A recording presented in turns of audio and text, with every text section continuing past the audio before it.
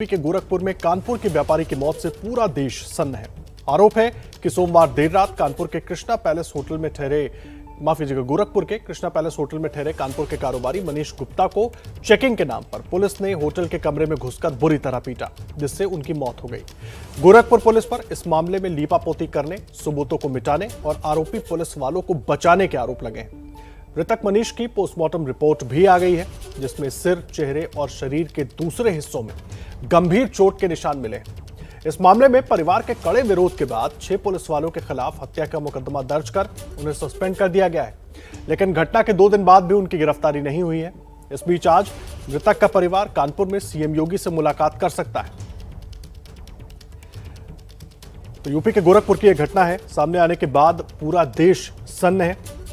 आरोप है कि सोमवार देर रात होटल में ठहरे कानपुर के कारोबारी मनीष गुप्ता को चेकिंग के नाम पर पुलिस ने कमरे में घुसकर बुरी तरह पीटा, जिससे उनकी मौत हो गई। गोरखपुर में कानपुर के प्रॉपर्टी डीलर की हत्या के मामले में पुलिस वालों पर एफआईआर दर्ज होने से पहले का एक हैरान करने वाला वीडियो सामने आया है, जिसमें गोरखपुर के डीएम विजय किरण आनंद और SSP doctor Vipin Tada BRD medical college police चौकी के अंदर बंद कमरे में मनीष के परिवार से मान मनोवल कर रहे हैं। सोशल मीडिया पर वायरल इस वीडियो में अधिकारी समझा रहे हैं कि किस तरह पुलिस वालों का परिवार बर्बाद हो जाएगा, वो एफआईआर ना करें। मृतक की पत्नी को नौकरी का लालच भी दिया जा रहा है, लेकिन मृतक की पत्नी मौत के बदले मौत की सजा की बात पर अड़ी हुई है। आप भी देखिए वायरल वीडियो। आप कृपया करके निष्पक्ष तंत्र जांच करिएगा, इसके लिए मैं और कप्तान साहब स्वयं निगरानी करेंगे, ये मैं आपको आश्वासन देता हूं। मेरी बात इसमें रख लीजिए, मेरा अनुरोध मान लीजिए, मैं आपको एक बड़े भाई के कानून जो है इस पर आपको विश्वास है और हमें भी, ठीक है, हम दोनों लोग मानते हैं। मैं अनुरोध करूंगा कि विश्वास को आप मैं भी विश्वास रखता हूँ कि एक बार मुकदमा होने के बाद आपको अंदाजा नहीं है, मुझे पता नहीं कि आपको प्रक्रिया पता नहीं, सालों तक कोर्ट में ये है कि उनका पहले से तो कोई झगड़ा था नहीं, वो गए थे वर्दी पहन के गए। मुझे बताया ना कि क्यों हुआ है, तो मैंने आपको दिया है, इसीलिए हम आपकी बात सुबह से सुन रहे हैं। मैडम ने मुझे कहा कि आप निलंबित कर दीजिए, मैंने कर दिया, और तब तक बाहर नहीं होंगे जब तक उनको क्लीन चिट ना मिल जाए। नौकरी में बार मुझे नौकरी उनकी नहीं चाहिए भैया, मुझे उनको पूरी तरीके से नौकरी से हटाइए। मुझे या तो मुझे जान के बदले जान चाहिए। आप साफ सीधे समझिए। रिकॉर्डिंग नहीं चल रही है भैया, रिकॉर्डिंग। ये वायरल वीडियो आप देख रहे थे, जिसमें मृतक की पत्नी को समझाने की कोशिश कप्तान और डीएम मिलकर कर रहे थे, और मृतक की पत्नी मीनाक्षी गुप्ता से बात की हमारे सहयोगी संजय त्रिपाठी ने। एक बार पहले वो बातचीत आपको सुनवा देते हैं।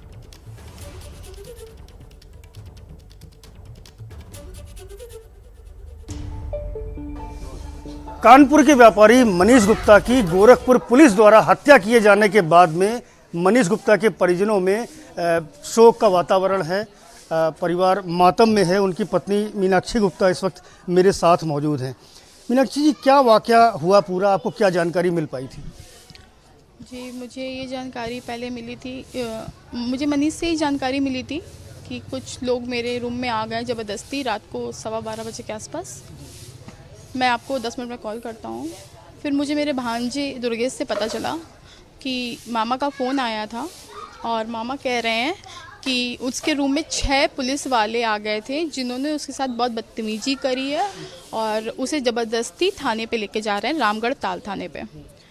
तुमने कहा आपने क्या किया, तो उसने बताया मैंने बचाने की कोशिश करी, बट फ़ोन काट दिया जा रहा था, और मैंने मिलाया तो यहाँ से मनीष का फ़ोन कंटिन्यू काट दिया जा रहा था। थोड़ी देर बाद ये सूचना मिली कि पुलिस ने मारा बहुत था, तो खून बहा, तो पास ही जो हॉस्पिटल था वहाँ लेके हम गए थे, और वहाँ पे रिफ़र कर दिया गया तुरंत दूसरी जगह के लिए। तो हम मेडिकल कॉलेज लाए हैं।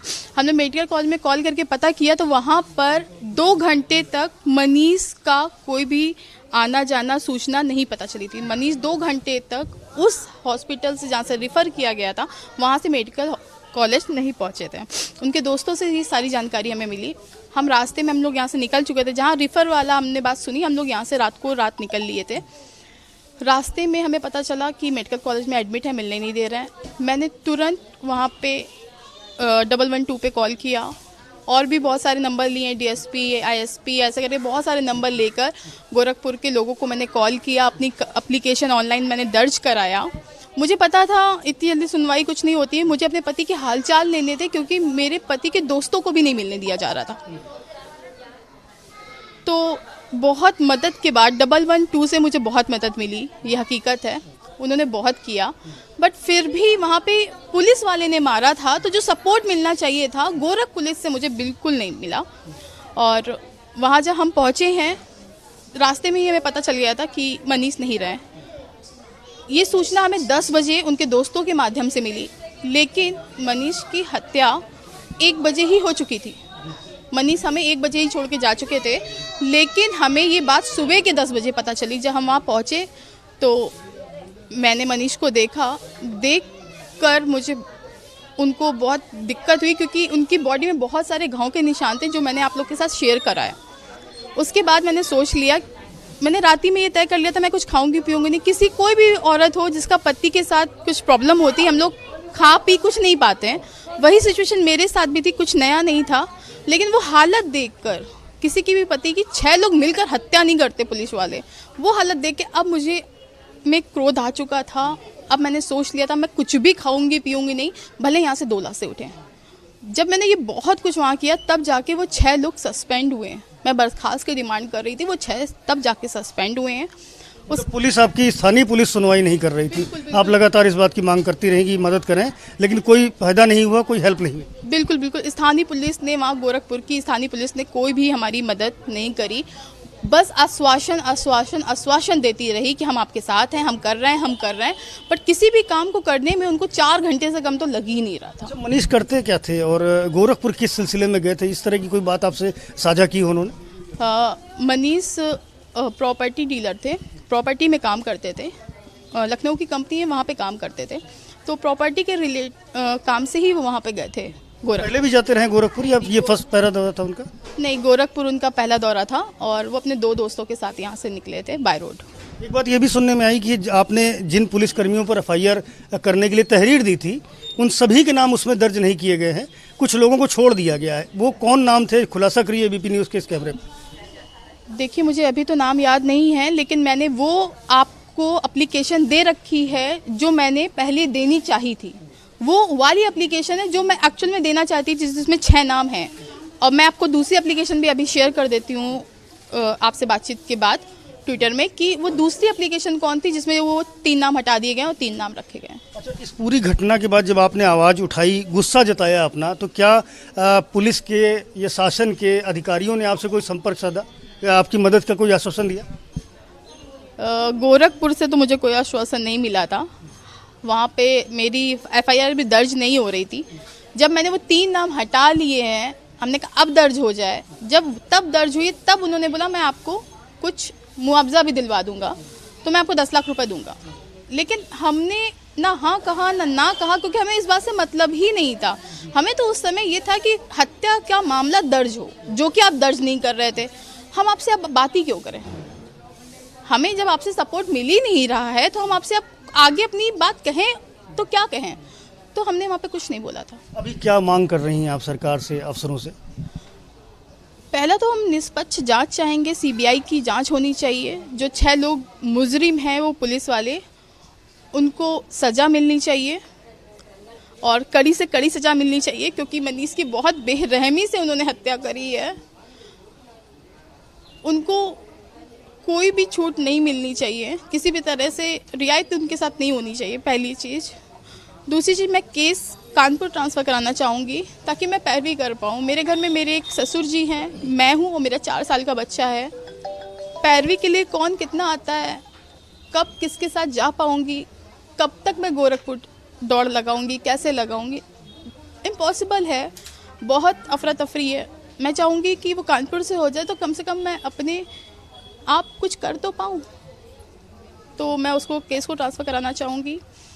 अब मेरी आजीविका का साधन बंद हो चुका है, तो मैं अपने लिए सरकारी नौकरी की भी दरख्वास्त रखना चाहती हूँ।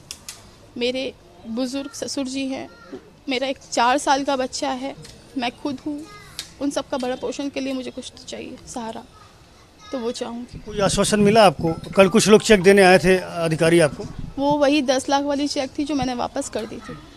मीनाक्षी गुप्ता को आप सुन रहे थे, जिनकी साफ तौर पर ये मांग है कि उनके पति की हत्या की सीबीआई जांच कराई जाए, साथ ही साथ इस पूरे मामले को गोरखपुर के बजाय कानपुर ट्रांसफर किया जा सके, जिससे कि वो यहाँ प्रभावी पैरवी कर सके। कैमरामैन फैसल के साथ संजय त्रिपाठी, एबीपी न्यूज़, कानपुर। और हमारे वरिष्ठ सहयोगी पंकज झा जुड़ गए हैं हमारे साथ फोन लाइन पर, सीधा उनका रुख कर लेते हैं। पंकज, मैं आपसे एक चीज समझना चाहूंगा, जिस तरह से हम सुन रहे थे मीनाक्षी गुप्ता को, मीनाक्षी गुप्ता जो कुछ बातें कह रही थी, जो वीडियो सोशल मीडिया पर वायरल हो रहे हैं पुलिस कप्तान के और डीएम के, और जिस तरह से ये पूरी घटना हुई, सोचने पर मजबूर कर देती है कि आखिर पुलिस काम कैसे कर रही है और क्या रवैया है पुलिस का, और कहीं ना कहीं डर का माहौल बन जाता है इससे। आदर्श, एक बात तो मैं पक्के तौर पर यकीन के साथ कह सकता हूं कि अगर मीनाक्षी की जगह कोई और महिला होती ना, तो आज जो मनीष की मौत हुई ना, पीट पीट कर जो पुलिस वालों ने की है, वो साबित कर दिया जाता कि मनीष अपराधी है, उसका आपराधिक बैकग्राउंड निकाल दिया जाता। लेकिन मीनाक्षी को मैंने देखा है, वो सोशल मीडिया की ताकत को जानती है, ट्विटर पे हैं, फेसबुक पे हैं, तमाम चीज़ों को, जैसे आपने उनके सुना कि 112 नंबर पर फ़ोन किया, ऑनलाइन उन्होंने FIR की एप्लीकेशन डाली, और उनकी मुहिम की वजह से ये मुमकिन हो पाया, क्योंकि पुलिस वालों के सीनियर अफसर से लेकर लोकल तक ने मान लिया था कि जो हुआ है उसको किस तरीके से कवर अप करना है। उनकी मेहनत की वजह से, और उन्होंने जिस तरीके से इस मुहिम को अपनी इंसाफ की लड़ाई में बदला, उसके बाद भी आप देख रहे हैं कि हालत क्या है कि सिर्फ 3 पुलिस वालों के खिलाफ मुकदमा हुआ, अब तक किसी की गिरफ्तारी नहीं हुई है इस मामले में, और जो बड़े लोग हैं उनके खिलाफ भी कोई कार्रवाई नहीं हुई है। तो मुझे वो जो कह रही हैं कि अगर गोरखपुर पुलिस जाँच करती रही तो उन्हें इंसाफ नहीं मिलेगा, मैं उनकी राय से इत्तेफाक रखता हूँ। और वो कहाँ से गोरखपुर जा जाकर मुकदमे की पैरवी करेंगे। बहुत ही दर्दनाक मामला है जो मनीष के साथ हुआ है। जाहिर सी बात है, और ये पूरा मामला सोचने पर मजबूर कर देता है। हमारे साथ AK जैन साहब भी मौजूद हैं, पूर्व DG उत्तर प्रदेश। आपका बहुत स्वागत है सर। मैं एक चीज समझना चाहूंगा, पुलिस का काम तो लोगों की रक्षा करना है ना सर, लेकिन ये मामला जो सुन रहा है वही सन्न रह जा रहा है। होटल में एक व्यापारी रुका हुआ है, पूछताछ हो रही है, जो नियमों के तहत होनी चाहिए वो सब कुछ होना चाहिए, लेकिन इतनी बुरी तरीके से पिटाई कि उसकी मौत हो जाती है और फिर आला अधिकारी कवर अप करने में लग जाता है। नहीं, मैं भी इस घटना को सुनकर बड़ा हतप्रभ हूँ। मैंने कल गोरखपुर के कुछ ऑफिसर्स से बात की थी इसके बारे में कि ये इस प्रकार की परिस्थितियां कैसे बनी, क्यों इस प्रकार की घटना हुई। मुझे बताया गया कि ये 3 लोग आकर 2 हरियाणा के और एक कानपुर के एक होटल में रुके थे। शायद पुलिस की चेकिंग टीम नीचे आई रिसेप्शन पे और पूछा तो पता चला कि साहब बाकी कमरों में सब फैमिली रुकी हैं, एक कमरे में 3 मेल मेंबर्स रुके हुए हैं। तो उन्होंने जब चेक किया तो शायद रजिस्टर में केवल एक ही की आइडेंटिटी दर्ज थी, एक ही का नाम दर्ज था, 2 के बारे में कुछ नहीं था।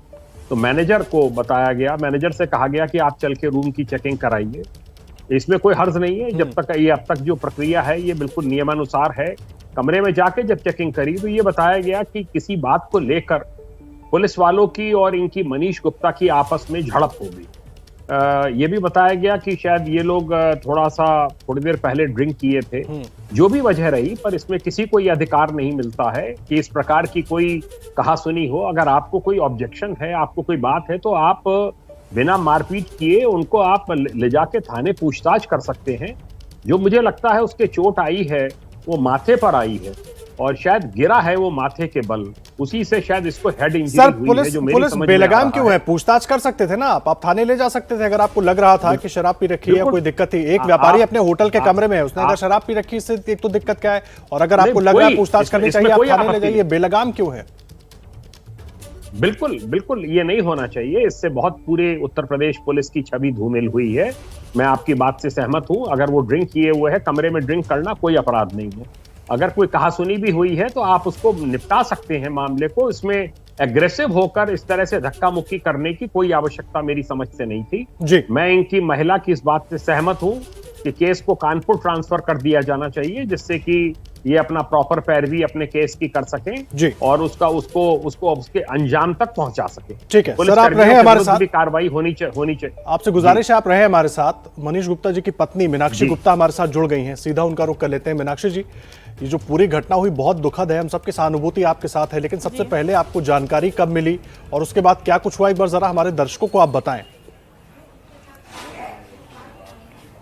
बिल्कुल मैं क्या ये जान सकती हूँ, अभी जिनकी आवाज़ मुझे आ रही थी, जो ये घटनाक्रम का सीरीज बता रहे थे, उनका नाम क्या है? जी, AK जैन साहब पूर्व DG उत्तर प्रदेश के हमारे साथ जुड़े हुए हैं।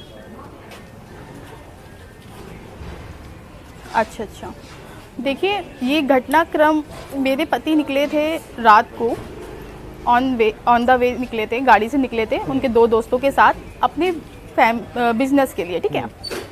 हम लोग एक दिन पहले ही आए हैं नोएडा से, वहाँ हमारा कुछ काम था, वहाँ से फिर हम लोग नोएडा से यहाँ आए थे और फिर यहाँ से मनीष, हम लोग 3 बजे रात को आए हैं और शाम को मनीष वही 8-9 बजे निकल गए हैं गोरखपुर के लिए। अब सवेरे उन्होंने चेकिंग किया तो जिनसे मिलने गए थे उन्होंने उनका रूम बुक किया था, ठीक है, इनके क्वेश्चन का वो आंसर था, रूम बुक किया था। दूसरा, जब पुलिस रूम में इंटर हुई है तो मैं मनीष से बात कर रही थी, मैं उनके साथ कॉल पे थी। उन्होंने बोला बच्चा मैं 5 मिनट में से 10 मिनट में तुम्हें कॉल कर रहा हूँ, कुछ लोग मेरे कमरे में आ गए हैं ज़बरदस्ती, मैं अभी करता हूँ। तो हमने क्या, तो उन्होंने सोचा मैं घबरा ना जाऊँ, तो उन्होंने दोबारा रिपीट किया कि बेटा कुछ लोग आए हैं, मैं अभी 5 मिनट में कॉल करता हूँ। मैंने भी लाइटली लिया, मैंने कहा अच्छा ठीक है। उनको पुलिस वालों ने प्रताड़ित किया। 5 से 10 मिनट के अंदर मेरे भांजे दुर्गेश के पास कॉल जाता है और मनीष अपनी मदद की गुहार लगाते हैं। वो कहते हैं कि मुझे बचा लो, यहाँ पे मतलब मेरी मदद करो, यहाँ पे पुलिस वाले आ गए हैं 5-6 और मेरे साथ बदतमीजी कर रहे हैं और मुझे ज़बरदस्ती रामगढ़ ताल थाने में लेके जा रहे हैं। तो दुर्गेश ने कहा मेरी बात करा दीजिए, बगल में जो भी है, जो भी इंस्पेक्टर है, जो भी आया है पुलिस वाला, उससे बात करा दीजिए, मैं बात करके देखूँ मामला क्या है, क्यों लेके जा रहे हैं। उन्होंने कुछ नहीं बेटा, चेकिंग करने आए थे, उसकी रिकॉर्डिंग है, वो सब रिकॉर्डिंग आप सुन चुके हो, उस बात को रिपीट करने का कोई मतलब नहीं है। अब उस आवाज़ को सुनिए जिसपे ये बता रहे हैं कि वो बहुत ड्रिंक करे हुए थे, तो जो ड्रिंक कर रहे थे उनका होश और हवास और बात की लैंग्वेज आप सुन सकते हैं उस रिकॉर्डिंग में क्या है। दूसरा, मुझे भी पता चला है जिन्होंने मारा है, मेरे पति की हत्या करी है, वो लोग खुद ड्रिंक कर रहे थे और 3 दिन पहले उनका तबादला हो गया था। मुझे ये भी पता चला है कि वो ऐसा करते रहते हैं। इसके पहले एक गरीब घर के लड़के को मार डाला और प्रेमी का कुछ ऐसा दिखा के उन्होंने करा है। तो ये वो करते रहते, ये उनकी आदत है। आप उनका पुराना रिकॉर्ड देखिए और मनीष का पुराना रिकॉर्ड निकाल लीजिए, देख लीजिए कौन सही है। मीनाक्षी जी एक आप वीडियो, कहिएगा तो मैं लिंक भी आपको दे दूंगी। एक वीडियो वायरल हो रहा है जिसमें आप लोगों को समझाने की कोशिश हो रही है, उसमें क्या है, क्या बात हो रही थी, कौन लोग थे?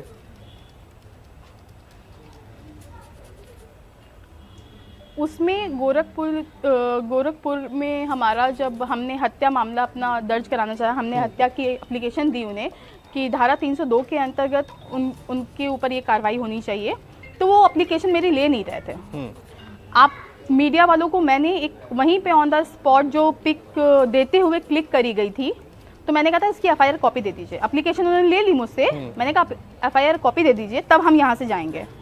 तो कहते मैं 10 मिनट में दे रहा हूँ, फिर उसके कहते हैं अब मैं 2 घंटे में दूंगा, फिर उसके बाद वो दे नहीं रहे थे। फिर बहुत देर बाद जाके 2 अधिकारी लेवल के लोग मुझसे मिले थे, एक कप्तान था, दूसरे DM थे। उन दोनों लोगों से मुलाकात हुई हमारी। हमने उनसे कहा हमने एप्लीकेशन दी, हमें FIR चाहिए, उसकी FIR कॉपी चाहिए। कहते ये नहीं हो सकता क्योंकि वो पुलिस वाले ऑन ड्यूटी थे, ऐसा हम नहीं कर सकते, प्लीज़ इस बात को समझिए। उन्होंने काफ़ी हमारे परिवारजनों को समझाने की, बताने की, मनाने की कोशिश करी कि हम लोग पूरे 6 लोगों के जो मैंने नाम दिए हैं वो मत दें। लेकिन हमने भाई हम मेरा तो सब कुछ चला गया, एक बूढ़े पिता का सहारा चला गया, एक 4 साल के बच्चे का सर में जो हाथ था उसके पिता का वो चला गया, तो हम तो भाई नहीं मानेंगे कि हत्या हुई है तो हम छोड़ दें। भाई हमारा भी तो परिवार था, वो परिवार का दिलासा दे रहे थे, कहते उनके 6 परिवार हैं। आप सोचिए एक बार 6 परिवार का क्या होगा। जब उन 6 लोगों ने बिना गुनाह के मारा है तो हमारा क्या होगा। उनके दोस्तों ने हमें बताया कि आई कार्ड हमने दिखाया, वो लोग बहुत बदतमीजी से पुलिस वाले बात कर रहे थे, तो उन्होंने रिप्लाई किया क्या हम आतंकवादी दिखते हैं। तो वो गुस्सा आ गया, उन्होंने रूम की तलाशी वगैरह ली, उसके बाद भी उन्होंने बदतमीजी से कुछ जवाब दिया। तो इन लोग ने ये बोला कि अभी भी आपको शांति नहीं मिली है। अब तब उन्होंने जाकर मनीष को मारना एक बात आपसे जानना चाहेंगे, और ये बात कहीं मनीष ने नहीं थी जी, कहीं उनके दोस्त ने थी। ठीक है, आपको कैसे पता चला कि वो मारा तब बताएं कब गया है जी, उसको एक मिनट सुनिए, आप उनको मारा बताएं कि कब गया है। जब वो कॉल पे दुर्गेश के साथ थे, दुर्गेश से बात करते करते उनका फ़ोन काट दिया गया है। कंटिन्यू दुर्गेश ने कॉल मिलाया है, फिर कंटिन्यू मैंने कॉल मिलाया है और फ़ोन काटा जा रहा था, तब उनको मारा गया है। क्योंकि उन्होंने मदद के लिए फ़ोन कैसे मिला दिया जी, उनको मार खाते रहना चाहिए था पुलिस से। पुलिस यही चाहती है वहाँ की। ठीक है, मुझे एक चीज़ बताइए, आपको कैसे पता चला कि वो 6 पुलिस वाले थे? कोई सीसीटीवी फुटेज मिला, कुछ आपने देखा वहाँ पर, कुछ जानकारी मिल पाई आपको? कैसे पता चला ये? नहीं, उनके जो 2 दोस्त उनके साथ रुके थे एक ही रूम में। एक रूम में 3 लोग रुके थे, जैसा कि आपने पहले बताया था। बिल्कुल सही है, एक रूम में 3 लोग रुके थे। मेरे पति थे और उनके दो मित्र थे। तो उन 2 मित्रों ने ही बताया, क्योंकि मेरे पास दूसरे का नंबर था। जब मनीष ने कॉल नहीं उठाया आधे घंटे, तब इमरजेंसी के लिए हम लोग नंबर लेके रखते हैं ना, कि जब बिल्कुल ही आपसे बात ना हो पाए तो। अब ऐसा तो है नहीं 2 कॉल पे कोई फ़ोन नहीं उठाएगा तो मिला देंगे। जब देखा आधा घंटा हो गया, बात नहीं हो पा रही है, तब फिर मैंने मिलाया। जब दुर्गेश की कॉल आई, बहुत कॉल ट्राई करा, मेरा फ़ोन उसने तब भी नहीं उठाया है।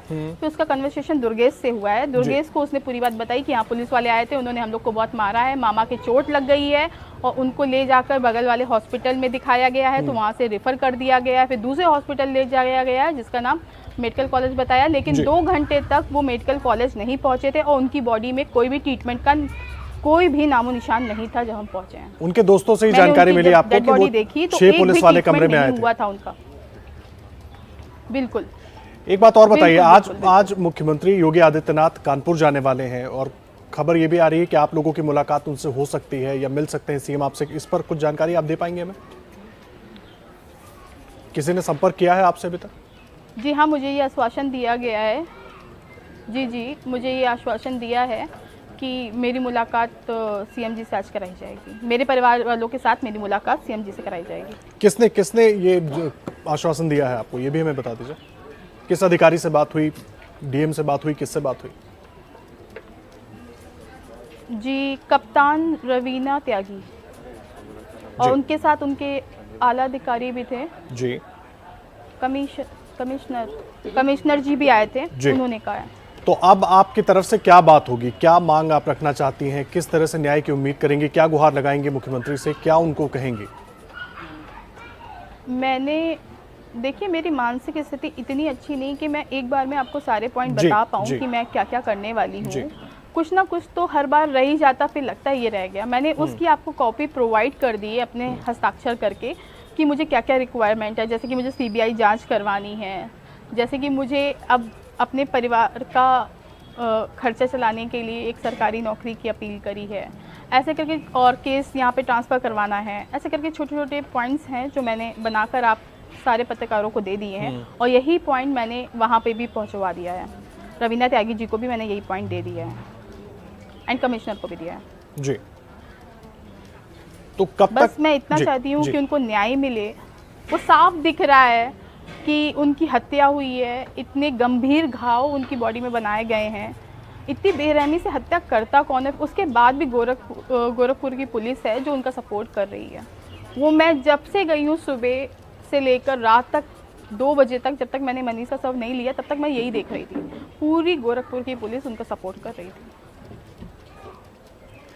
और उनके दोस्तों से जो उनके साथ रुके थे, कुछ आपकी बात हो पाई हो और कुछ उन्होंने बताया हो कि आखिर ये पूरा विवाद शुरू क्यों हो गया? क्योंकि केवल चेकिंग के लिए गए थे वहाँ पुलिस वाले, हुआ क्या, कुछ बता पाए वो अभी तक आपको जानकारी दे पाए?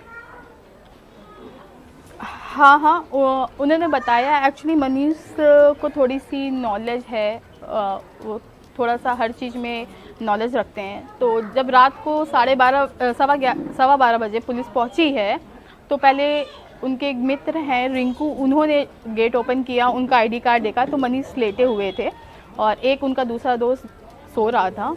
तो उन्होंने मनीष को जगाया और कहा कि देखिए आप भी अपना आईडी कार्ड दिखा दीजिए। तो उन्होंने कहा आईडी कार्ड मुझसे मांग रहे हो रात के 12:15 बजे, क्या हो गया? तब उन्होंने कहा नहीं, आदेश आए हैं तो दिखाना है। तो मनीष ने वो आईडी कार्ड दिखाए थे। आईडी कार्ड दिखाया, फिर रूम चेक कराया, फिर ये जो भी बातें हुई हैं कि हम आतंकवादी हैं, आप ऐसे क्यों देख रहे हो, या अब आपको तसल्ली हो गई, ये 2 लाइनें बोली हैं। ये इनके दोस्तों ने बोली थी, दोस्त खुद बोल रहे हैं हमने बोली थी। और उन्होंने फ़ोन किया था अपने भांजे को। बस ये तीनों का अलग अलग प्रकरण था। लेकिन इतना कहना कोई गुनाह नहीं होता है, बहुत नॉर्मल सी बात है। रात को 12:15 बजे पुलिस अगर वहाँ चेक करने कुछ गई थी, इतने संदिग्ध लग रहे थे, तो उनके पास कुछ तो होगा, और कुछ नहीं मिला था तो फिर मारा क्यों? वापस आ जाते, और कुछ मिला है तो दिखा दे, कुछ दिखाया क्यों नहीं? जी। ये मामला जबरदस्ती हाइड किया जा रहा। पूरा होटल में जितने भी एविडेंस थे, तब तक जब तक मैं वहां नहीं पहुंची गोरखपुर, तब तक होटल में कहीं पे भी सीज नहीं किया गया था। वहां कोई भी पुलिस वाला देखने के लिए तैनात नहीं किया गया था कि कुछ गड़बड़ या जो सबूत हैं उनसे हेरफेर ना हो। कुछ भी नहीं हुआ था। मैं जब होटल पहुंची तो देखा कहीं ना खून है ना कुछ हुआ है, जैसा मुझे बताया गया वैसा कुछ नहीं है। मैंने चेक किया, बहुत देखने के बाद कहीं कहीं एक दो थोड़े बहुत स्पॉट दिखाई दिए। मैंने कहा तो बहुत ज़्यादा खून यहाँ से बहा होगा, साफ किया गया है पूरा। कमरा बहुत व्यवस्थित था, जबकि कमरा कहीं पे भी लड़ाई होती है तो व्यवस्थित नहीं होता है। ऐसा करके छोटी छोटी बहुत सारी चीज़ें थी। मैंने होटल के मालिक से भी पूछा ऐसा कैसे हो गया कि आपके होते होते यहाँ से खून साफ हो गया। उनका कहना है मुझे पता ही नहीं है और कर्मचारियों ने कर दिया खून साफ। मतलब मान रहे हैं वहाँ की पुलिस से। मैं कह रही हूँ ऐसा कैसे हो गया जहाँ जिस जगह पे खून हो उस जगह को सीज नहीं किया जाएगा। ये जो तमाम सवाल आप उठा रही हैं मीनाक्षी जी, हम सब उम्मीद कर रहे हैं कि इसका जो जवाब है वो जल्द से जल्द मिले और आपको न्याय मिले, जो मांग आप कर रही हैं। और आज जो जानकारी मिल रही है, आपने खुद भी कहा कि मुख्यमंत्री साहब की मुलाकात हो सकती है, वो आपकी बातें सुनेंगे और हो सकता है आगे कार्रवाई और तेज हो और इसका असर भी जल्दी दिखे। बहुत धन्यवाद आपका हमारे साथ जुड़ने के लिए जैन साहब, बहुत धन्यवाद आपका। पंकज जी आपका भी बहुत शुक्रिया।